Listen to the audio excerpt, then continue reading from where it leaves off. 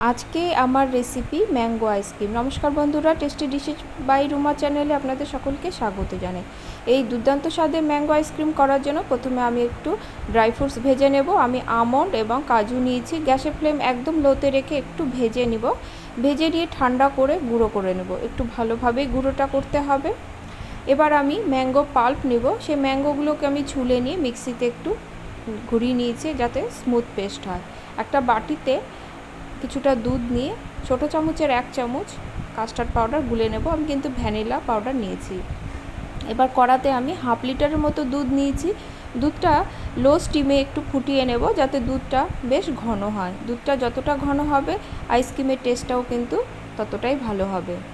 দুধটা একটু ঘন হয়ে এলে আমি এর মধ্যে দিয়ে দেবো 4 চামচের মতো বাদাম গুঁড়ো।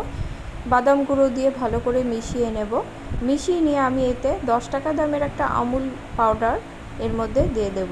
আমুল দুধটা মেশালে দুধটা যেমন তাড়াতাড়ি ঘন হবে এবং এই আইসক্রিমের টেস্টটাও কিন্তু খুব ভালো আসে। দুধটা দিয়ে কিন্তু একটু নাড়তে হবে, না দলা পেকে যেতে পারে। ভালো করে মিশিয়ে নিয়ে আমি এর মধ্যে স্বাদ অনুসারে চিনি দিয়ে দেব। আমটা কী পরিমাণ মিষ্টি এবং আপনার আইসক্রিমটা কী পরিমাণ মিষ্টি খেতে চান সেই হিসাবে কিন্তু চিনির পরিমাণটা বাড়িয়ে বা কমিয়ে দেবেন। গুলিয়ে রাখা কাস্টার্ড পাউডারটাও দিয়ে দেব। কাস্টার্ড পাউডারটা দেওয়ার সময় কিন্তু গ্যাসের ফ্লেমটা একদম লোতে করে দিয়েছি এবং কাস্টার্ড পাউডারটা দেওয়ার পরে কিন্তু দুধটা বেশ ঘন হয়ে আসবে। আমি এর মধ্যে আমের পাল্পটাও দিয়ে দেব। দিয়ে ভালো করে মিশিয়ে নেব। মিশিয়ে নিয়ে আমি গ্যাসের ফ্লেমটা বাড়িয়ে দেব। বাড়িয়ে দিয়ে আমি আর 1 মিনিটের মতো রান্না করে নেব। আমার আমটা মিষ্টি ছিল দেখে কিন্তু আমি দুধটা ফুটিয়ে নিয়েছি। আম যদি একটু টক থাকে সেক্ষেত্রে কিন্তু ফোটাতে যাবেন না, দুধটা কিন্তু ফেটে যেতে পারে। গ্যাসের ফ্লেমটা অফ করে দিয়ে ঠান্ডা হতে দেব। আইসক্রিমটা জমাবার জন্য আমি কফি কাপগুলো নিয়েছি। কফি কাপের মধ্যে আমি আইসক্রিমগুলো ভরে দেব। আমার সবগুলো ভরা হয়ে গেছে। এবার আমি ফয়েল পেপার দিয়ে প্রত্যেকটা গ্লাস কভার করে দেব। ছুরির সাহায্যে একটু করে কেটে দেব। প্রত্যেকটা আমি এভাবে কেটে দিয়ে এর মধ্যে একটা করে আইসক্রিমের স্টিক লাগিয়ে দেব। আমার সবগুলো স্টিক লাগানো হয়ে গেছে। এবার আমি আইসক্রিমটা জমতে দেব।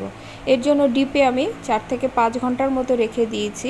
যত বেশি সময় রাখা যাবে আইসক্রিমটা কিন্তু তত ভালো হবে। আমার আজকের আইসক্রিম রেসিপিটি যদি আপনাদের ভালো লাগে লাইক কমেন্ট করবেন এবং সাবস্ক্রাইব করে পাশে থাকবেন। আমার ভিডিও নোটিফিকেশান পেতে বেল আইকন কিন্তু অবশ্যই প্রেস করবেন। আইসক্রিমগুলো বের করে দেখিয়ে দিচ্ছি। দেখুন কতটা সুন্দর এবং কতটা কালারফুল হয়েছে। খেতেও কিন্তু অত্যন্ত সুস্বাদু হয়। আজ তাহলে এ পর্যন্তই। দেখা হবে পরের কোনো রেসিপি নিয়ে। সকলে খুব ভালো থাকবেন। ধন্যবাদ সকলকে।